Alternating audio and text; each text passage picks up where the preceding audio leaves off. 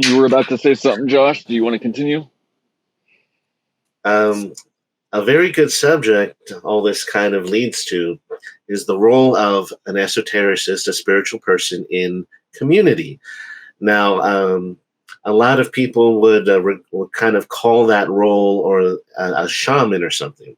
And for me, a shaman not only channels with the sources in the universe through themselves within, they also channel the community. They're kind of, at least with how it developed inside of me. You were kind of mentioning how we kind of, or you both were alluding to, we kind of have conversations or interactions with other people, even if they're not there, because we can kind of simulate and deduce with our crystal brains, it's like, or resonate with them and send energy their way and kind of pretty accurately know how they would react, what they would say, it's not pretty easy to do. So it kind of gets to the point, especially if you're around unconscious people or insatiable people, you can know them better than they know themselves. So it's like in many cases in my life, I would end up channeling the person before they can channel themselves. And they're like, yes, that's exactly what I think. That's exactly what I wanted. Thank you. Just kind of getting there before them. Now, I'm not advocating that as a proper good way. That in itself is kind of dysfunctional because as an esotericist or whatever, you want to give other people the room and the grace to inhabit themselves and be themselves. But, in a larger sense, in a larger community, it is helpful to be able to channel everyone else because you're considering everyone else with that open heart and with that wide open awareness. You're kind of taking everyone into account, and that's what makes a functional shaman or spiritual leader is taking everyone into account, not just demanding conformity. It's like, no, what we need as a collective is co-created. And if you're not channeling and co-creating what everyone needs, then you're just projecting what you want, and that ain't enough. So yeah, I have a question for Josh, actually. What role do you feel hallucinogenics and, unorthodox means of enlightenment? They're pretty orthodox now. They're pretty in vogue and orthodox now. I know, but I mean, for psychotherapy specifically, yeah, but not so much for like a spiritual tradition. Like you can go to on an ayahuasca trip. Sorry, I'm done, but that was basically it. You can go to South America and do ayahuasca. Let me finish my thought before I forget. I took my first, not my first acid trip, but when I was like 16, 17, I read Timothy Leary's interpretation of the Bardo Thodol, and he relates it to an LSD trip. So I read this book, it was really short, and then I took LSD. And everything he said, I saw, you know what I mean? It was an experience. And yes, I might have kind of tricked my mind into that, but at the same time, it was so real. And I came out a different person. I came out on the other side a different person. And I'm not going to say I'm enlightened because I don't know, I'm flawed. But I felt like I had touched the source of enlightenment through that experience. And that's LSD. That's long before the mushrooms. That's long before iboga, ayahuasca, and all these other things I learned about later on in life. So what role do you feel that hallucinogenics play in the path to enlightenment? Well, just real quick about enlightenment itself. Enlightenment is not the absence of flaws. It is enlightenment is a spiral that forever and ever includes. It includes. It's a wholeness that forever expands and integrates everything, including flaws, including imbalance and deficiencies. All those things kind of even out in the presence of other things like an open heart and a turned on awareness, So I'm trying to be humble. I'm trying to No, it's better to err on the side of I'm just a dumbass, because the minute you go, hell yeah, I'm enlightened, people are like, this guy's fucking nuts, and they kind of tune out. Are you now? Are you? I mean, I talk about enlightenment a lot, and I think it's just because the majority of the people I spend my life around that I work with, like, I try to talk about a subject and nobody knows what I'm talking about. Like, it doesn't matter what it is, the majority of the time, like, I'm teaching people just by talking about something. And that is what I think being enlightened is at the end of the day. It's that people like look to you to tell them information that is a non-biased or non-agenda specific source. Like, you are just telling them, this is what I've experienced and this is how things work for my life. This is how I see reality. Like, well, you're special. You're different. I mean, look, in all my years of studying esoteric theology and, witchcraft and all those things that I'm into, at no point in time has anyone like shown me pages from the Principia Discordia, and then you come along. I've had that book for like 20 years, and I'm like the only one that knew about it in my social circle, and I hang out with some pretty mystical. 20 years ago.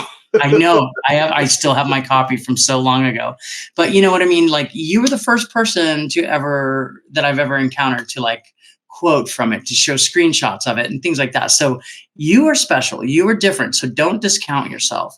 But back to what you said. Yes. The role of hallucinogenics, I believe they should be used in the therapeutical settings. That's not a word, but you mean with like a guide? You think they should be used with a spiritual guide? A therapist, both, Yes. And as a person, as a master unto themselves, they can perhaps explore it. They can choose to explore it themselves, but I have no experience of it within a group. And another point I kind of wanted to get to is like there's this difference between exoteric, the teachings of the outer church, the common masses, and the esoteric, the secret teachings that only get shown to the initiates and all this other stuff. There is a separation there for a reason, because if you share esoteric concepts with a person who is not enkindled with their inner light and don't have their inner mastery, they could do some really wild shit with that information, with those thoughts and concepts. Who knows what direction they would take it, because they're not. It's not in the presence of the things you need to balance it out. I think that this gives us a really good opportunity to dive into the. They have the Kabbalah. The idea of it is that if you are already ready to take the path, your own safeguards, you can become ensorcelled with God. You can become one with God through the Kabbalah, right? That's the idea. And if you aren't ready for it, then you fall into the void and you become one with the void, and you lose your sense of self. You lose your sense of purpose. You lose your sense of awareness. And I think that in reality, we need to stop trying to treat things so black and white like that. We need to initiate everyone we meet. Anyone that we talk to that can, whether or not, whatever stage they are in the program, we need to initiate them. We need to bring them into the fold and teach them how to understand at least the basic level of esotericism, right? Like, everyone should be on that same page of being able to see physical things through their metaphorical meaning, at the very least. Like, the literal is very important, but once you get past that first layer of depth and see the transliteral or the aliteral or the simile or the metaphor for the things that are being described, you can really begin to see a whole picture of reality being displayed, because the words that you use literally are usually not enough to actually describe what you mean, and your intentions need to be conveyed through layered speech and layered language, so people who are there and aware can understand what you're actually trying to say, right? And being able to initiate people who aren't usually used to thinking in those terms is important for us all to be able to relate with each other as humans on a wider scale.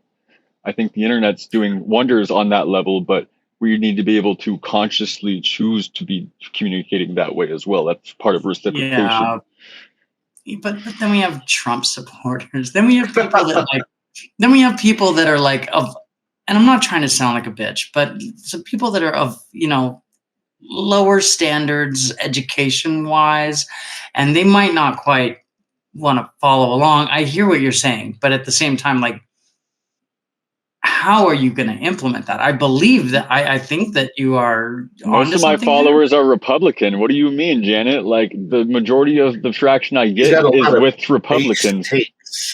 Like, I think the thing about it is like, that's literally one of those generalizations. You just made a generalization about a group of people and said because they are this group of I people, mean, they can't be a specific I'm way, I'm right? talking about the lowest common denominator, But even still, those are the lowest common denominator is the weakest link in humanity, and we are only as strong as the weakest link. Anybody at any given time. So we have to reach out and find the weakest link and bring them up at any given point in order to bring all of humanity up. That is the only way forward. That will actually make a real difference. Okay. I think this is where we need to remind ourselves that I've been learning a lot of how in an esoteric context, faith is a tremendous power, and when I shift the faith to myself, I am creating my higher self, my body of light. When I shift my faith to humanity, I am co-creating, I am creating the space, the radiant spaciousness that is a womb where they can birth into something other than that what they are. Now, I can tell you as a person who was the bigoted, comfortable, lead-brained Republican when I was much younger, and now I'm on the complete other side now.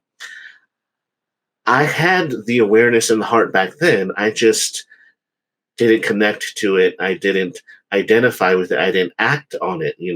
I was just kind of two separate beings. The awareness was following me around and the heart was open while my primate self was just like, get those immigrants out. It's like,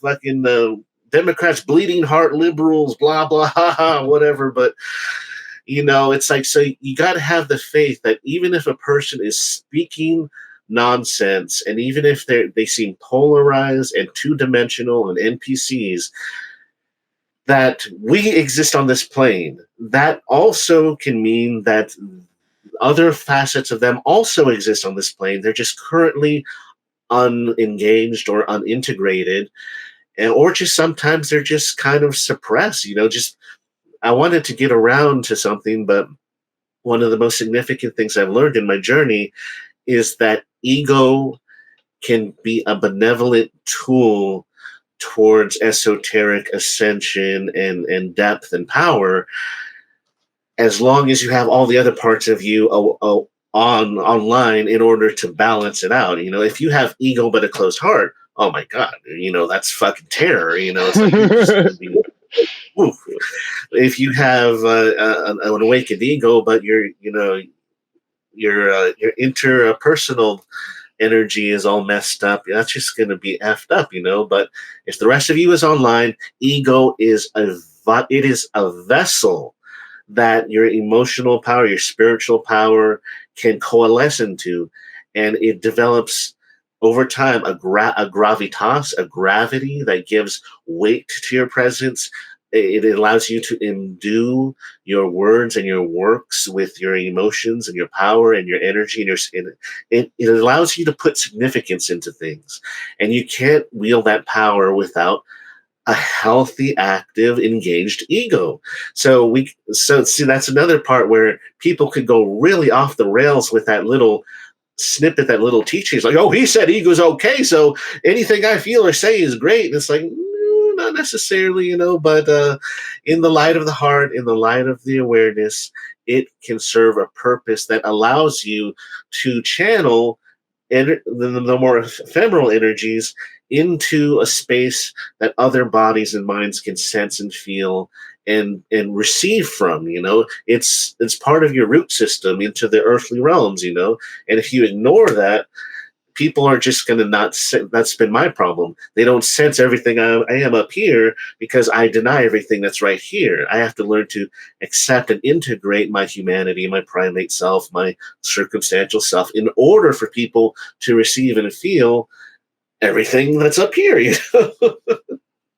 Yeah, that makes sense. That's part of creating too, is like, in order to be able to create our best, we have to be fully integrated. That's what you were saying. It's like, one of the things I talk a lot about is integrating the shadow, which is a Jungian concept. And essentially it's that our ego is only unhealthy when we allow it to be unobserved through our mind's eye. Well, we have a blind mind's eye that cannot fixate and focus on our own ego. We allow ourselves to run away with ourselves, and we don't hold ourselves into account to what we know is right. And what the consequence of that is that we develop a shadow self that we can't be consciously aware of, and that shadow self becomes who we actually are, while we hold our ego self in our mind as who we think we are. And the this construct creates a divide in our own identity that allows us to do things that hurt other people without being hurt ourselves by doing it. That's what allows us to cut off our empathetic self. So if we become integrated with our shadow by using AI or using other people to help us like relate with ourselves to the parts of ourselves we cannot see, then we can take accountability for the things that we are not consciously aware of within ourselves, and then become integrated fully. And in that process, we then are able to become more aware, fully aware of being a human and what the human condition is, and how we can relate to each other through the human condition, because we are using other people's observations of us to like relate our humanity to ourselves. Like, that's the whole process of self-love for me personally, is I wasn't aware of large parts of myself, and people were always telling me that, like, hey, you're doing this, it makes me uncomfortable, or hey, you're doing this, why are you doing that? And I never understood that I was doing things like that. I always had my own justification inside my head for why I was behaving the way I was behaving, and that justified me mistreating other people. And that's wrong. You know, we need to be able to take in input from the people around us to grow our perspective, and then treat each other with respect. It's just a matter of processing the data and information we receive to become our best self. And I think that a lot of us are too distracted with this concept of what we think is right to allow other people to tell us what is right. Yeah, I can agree with that, and I can relate. For me, shadow work begins with the message, and that message needs to be conveyed in a manner that I can digest it. If you come up to me and say, Janet, you're doing this, stop it, I'm going to continue. But if you say, hi, in the interest of, being a better person, can you please work on the fact that you, whatever. Yeah. So for me, it's part of the delivery, and then I can handle that. I can handle becoming a better person through input from others, as long as the delivery's right. But I'm too punk rock for the hardcore shadow work. For somebody to just come up to me and say, you know what, you take too long in the showers, I'm going to turn the water off when you're in there for more than 10 minutes. Things like that. Yeah, and you can't just bad dog people. You can't just smack them on the ass and say stop that. Smack them on the hand, say stop that. You need to coax, and there's a nuanced way to do things and a nuanced way to communicate. And if that's intact, if that's intact, then the shadow work becomes easier. I agree 100%. The thing about that is it's we all have ego, right? And it's not flattery necessarily. It's just respect for a healthy ego. Like, if you come down on someone and say, this is a flaw that I see, and then you communicate it in a disrespectful way, their ego is going to put up walls and put up a shield to protect themselves from being mistreated. So if you communicate in a way that gives them the ability to hear what you're saying without feeling hurt in the process, they can then reciprocate your input with an output that is respectful to both of you and creates a greater well-being for the whole, right? That's what I think is lacking a lot of in our society, especially, is just being able to communicate about what we need and what we want in a way that is healthy with each other. Like, we are too busy trying to force other people to accept what we want by just doing it without asking first. Absolutely. Well, it's kind of weird, a lot of us got so far in our spiritual esoteric paths by having immense amounts of solitude and alone time. But now we're at a space in our lives where we've been talking and illuminating that, oh, to be a human being, you need that pushback, you need that feedback, you need other people's, their difference, their differences and their connections and their interpretations to kind of modulate each other, and that's what creates a healthy member of society. That's what creates a balanced human being, and that's also a part of sharing that inner light. It's like that inner light is shared whether you speak of spiritual things or not. It is shared every moment of every day. When I am stocking the shelves at the grocery store with food, I am imprinting that light that is inside of me in everything I touch. It is radiating from my presence. It is radiating from my breath. It is being put into the earth with every step I take. So that kind of that invites people to have a more holistic, hopeful view of our mission on Earth. Everyone does not have to speak the same language. Everyone does not have to understand philosophy and esotericism and all this other stuff. They can have their different personalities, their different subgenres, their different languages, their different hobbies, and still that light can catch on to them, and they can develop it in their own unique way. And we have to learn to be able to see that and feel that and have faith in them, that even if they don't say a single spiritual thing, that they are a spiritual entity worthy of grace and respect, and that we're going to do our damnness to make sure that this world gives them the best shot that they have to be as much as they want to be, or not. Some people want oblivion, but hey, that's up to them. Well, one of the things we talked about, or I was talking about with somebody earlier, is that also we talked about this earlier, is that people who love themselves love the world and the species, and people who hate themselves hate the world and their species. And I honestly feel like that's what the divide between good and evil in the world is. Like, that's where the conflict between peoples comes from. Is there's a large group of people who, I think even larger than the people who love themselves, that don't know how to love themselves, and therefore create conflict and division and hate within the society. Whereas the people who do love themselves try to guide those people to do good and to do right, but you can only do so much when you don't force somebody to listen, basically. And I think, I'm not trying to say be authoritarian. I'm trying to say we should be able to put each other in hard situations where it forces us to learn.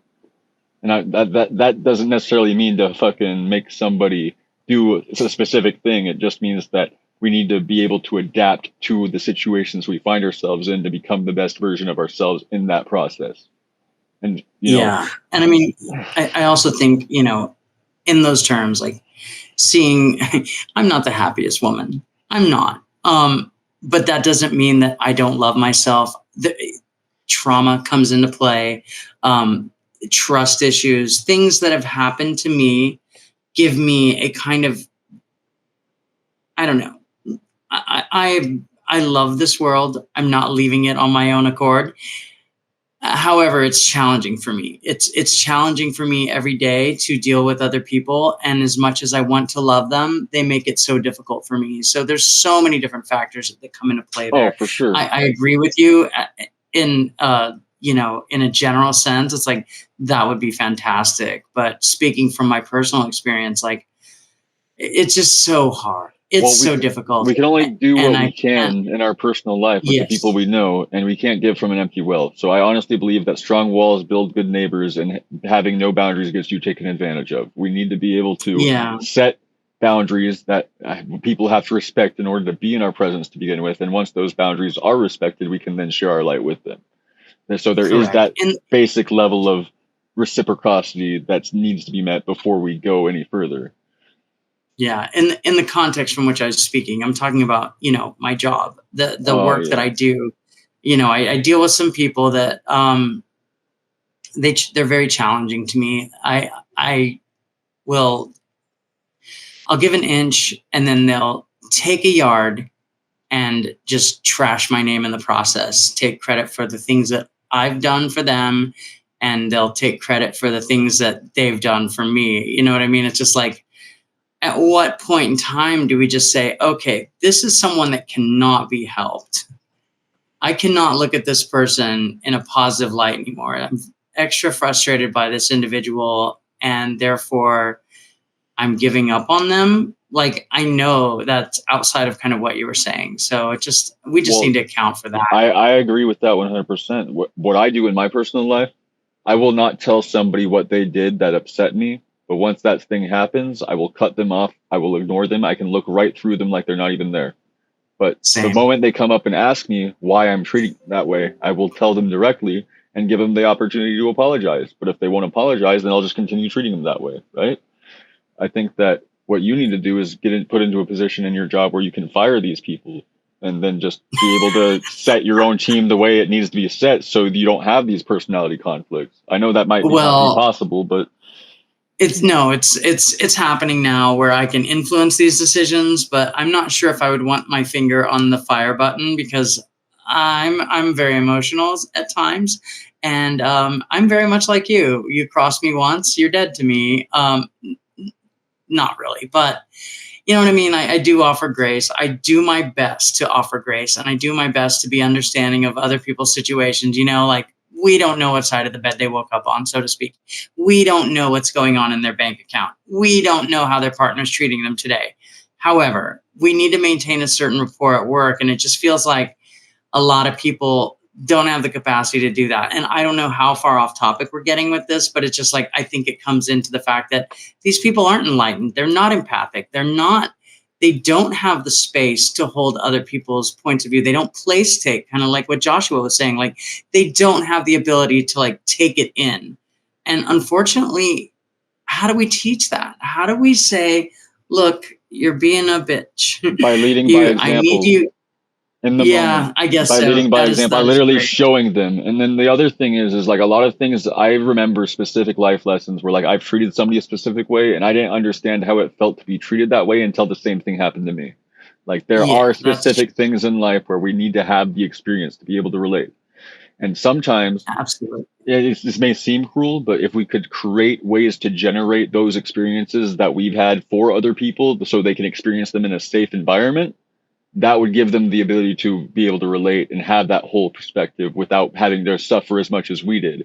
And I honestly believe that the self-hatred group, the self-hatred camp, wants other people to suffer just as much as they did and learn the hard way, rather than having that helping hand of like being able to lift up the human species and not have to suffer as much to grow the next generation. That's my credo as a trainer at work. I'm like, look, I'm going to show you these things so you don't have to learn the hard way like I did. I'm going to show you these things so your life is easier. Whether you're receptive of them is up to you. Yes, I agree 100%. And then when they're not receptive, that's when you set up the walls and put boundaries in place, because that's when you know that they're not respected. Because if I take my time, if I go out of my way to teach somebody something that I'm spending my personal effort to do, and they don't respect that effort, that's showing me that they're lacking character that I can trust, that I can put in my circle. If they're not someone who respects the value that I contribute to their life, then they don't need to be around me. And I think that can be pretty much objective for anyone. Like, well, we naturally, it's like I have a certain set of teachings or pillars in my journey, and we've been hitting upon it. This is the next one: self-sovereignty. You know, in order to have a healthy life, you have to have a healthy respect that another person, if you choose to go into conflict with them, you're putting your life in their hands. Even if you're strong and powerful, there is a small chance that this conflict is going to result in your demise, be it your status, your job, your physical health, whatever. And so I always try to avoid direct conflict because I'm not going to put my life in their hands. Yet there is a breed of people that their self-sovereignty means that they're going to constantly be drumming people out of the business that they're working at. They're constantly building up cases against others to get rid of them, to get them fired. To it's like, oh, that he's a bad person. His work sucks. Their self sovereignty means getting rid of people. My self sovereignty, ideally, is including people. But if I'm in the presence of someone that just wants to get rid of people and they turn their sights on me, that's where I draw the line. It's like, okay, you know what? I'm not going to turn my force against you to get rid of you. I'm going to just dial it to neutral. And because I want to create a culture where you don't blow smoke up each other's ass with false positivity, but the bottom rung should be neutrality. It's like, you know what? I'm not going to take your livelihood away from you because I don't want you to take my livelihood away from me, but you need to quit your shit. You need to quit getting rid of people. You need to quit moving against me, So kind of like what Brother Regulus was saying, we need to create these situations where they get the pushback because these people, me and my girlfriend have observed, they go their entire lives just playing out that program, getting rid of people that don't look like them, getting rid of people that don't kiss their asses, 40, 50-year careers, so how many hundreds of jobs have they denied other people? It's like, wow. And that's because they never got pushback. They got rid of anyone who saw them playing their game, and everyone else just agrees with them. So I don't know how we manufacture that pushback in a can't really necessarily be a kind way to wake them up, but they need to realize that you can have a self-respect and a self-sovereignty that doesn't destroy others. You know what? I think that's a great question for our listeners. Why don't we ask them? What do our listeners think would be a great way to create situations where people can get pushback in a healthy, safe environment? And I think that'll be a great place to end our episode. Thank you guys for coming. I appreciate you so much. Josh, you were great. You have great insight and you're very wise. I appreciate you coming and sharing your opinions and thoughts. And Janet, thank you for being here and giving us some feminine energy. It would be a little bit sad with two dudes, but I appreciate you very